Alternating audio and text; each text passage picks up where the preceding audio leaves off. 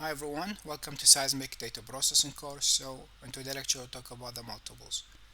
Multiples are reflections that bounce more than once. Unlike the primary reflections, which reflected once from a layer, multiples bounce between layers or between the surface and subsurface, arriving late in time and create false reflections. So in the normal case we have from the source go to the interface and back to the receiver. But if this wave is facing some bed between, for example in the ocean, the surface of the oceans and between the subsurface bed, it would bounce back again, have multiple more than one reflections. And also this called the surface multiples. And also you have interbed multiples. So in the case when the wave is reflected, it will bounce back again and then reflected and then it will bounce back again. If the wave in here facing high velocity surface will bounce again. So this will cause false reflections. We are looking only for one reflections from the source to the subbed and then back again to the receiver.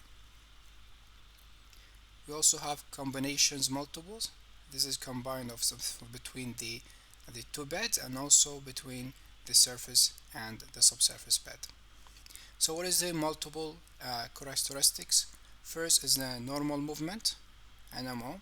This is multiples have a different NMO, normal movement, curved from primaries. So we can distinguish like we have the time. These are the dots, purple curve, and we have the reflections at the same offset.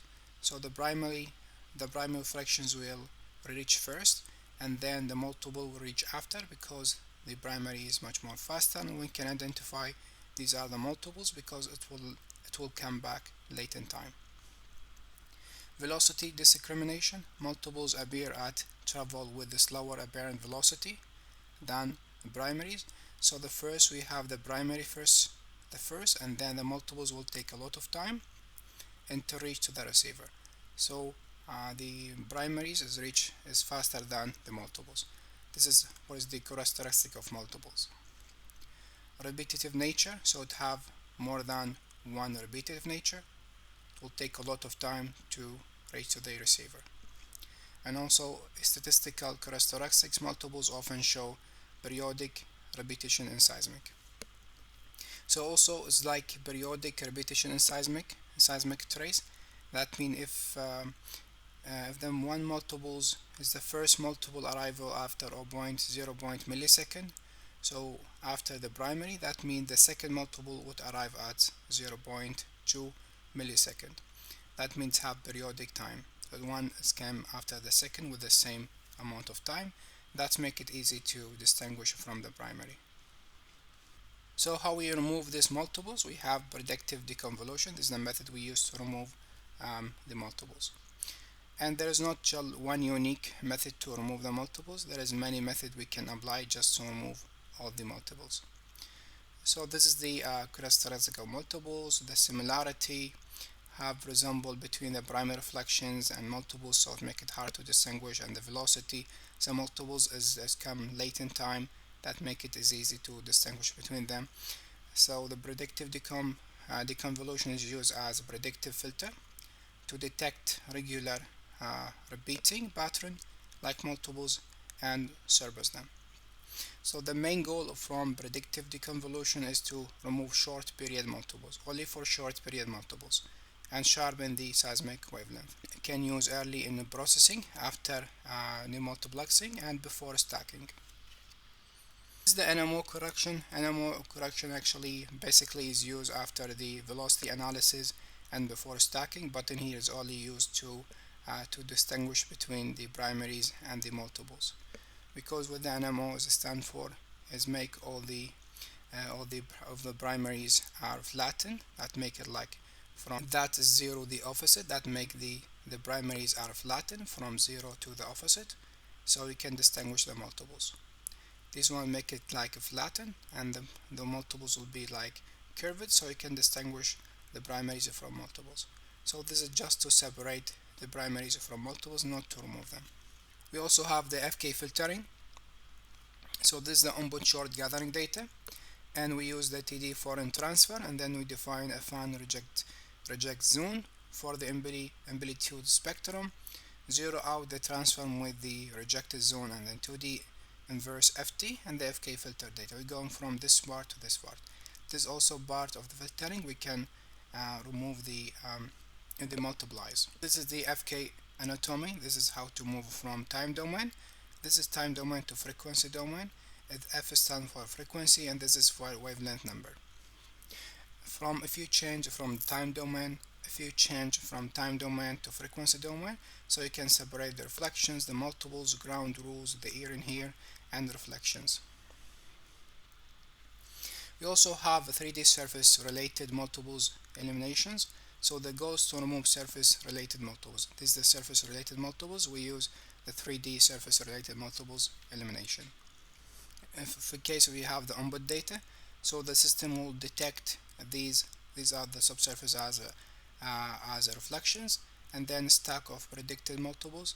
These are the predicted multiples, and then we use this subtraction to subtract the predicted minus the input, so you'll have reflected in here. We'll remove the effect of multiples. So this is the real example from the C. This is the C bottom. We have the primary. These are the mirror image of multiples. This is how it's showing with the seismic data. So what is the FK transform? We say the FK is to change, to go from time domain to frequency domain. F stands for frequency and K stands for wave number. So in case you're going from time to distance, from T to go from frequency to spatial variation. Why we need to do that? So certain noises and signals appear in very distinct pattern when viewing in the FK domain. So FK domain allow you to see the reflection, the signal, the noise is allow you to distinguish between the noise and the real reflections and refracted and multiples and ground rules. So that's why we're going from time domain to frequency domain. So it's easy to separate between the reflections than the multiples. So time space, this noise and reflections overlap. Difficult, this is hard to separate between them. But the frequency, wave number, FK, noise and reflections move to different locations. So easy to separate and filter them. And this is where we use it. FK filtering is applied with short gathering, with common point gathering, and also with stacked data. So we're going from time domain into frequency domain, and this is how these reflections with that time domain is appear, and this is with the frequency domain. So the horizontal red line in here, the reflection, it was showing like vertical reflections, and these are reflections within the line, it was showing like this way, and this is how it's showing. This is the same in case we have, this is the horizontal reflections and dimming layer. This is how we're showing the dipping layer, horizontal layer, and the dipping within the frequency domain.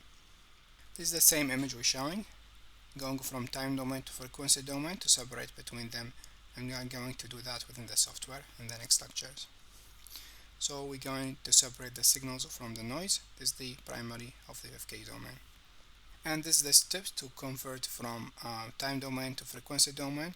This is the we go to the short gathering, and then we use the Fourier transfer, and then we define a fan reject zone for the amplitude spectrum, and then zero out the transform within the rejected zone to the inverse Fourier transfer and FK filter data.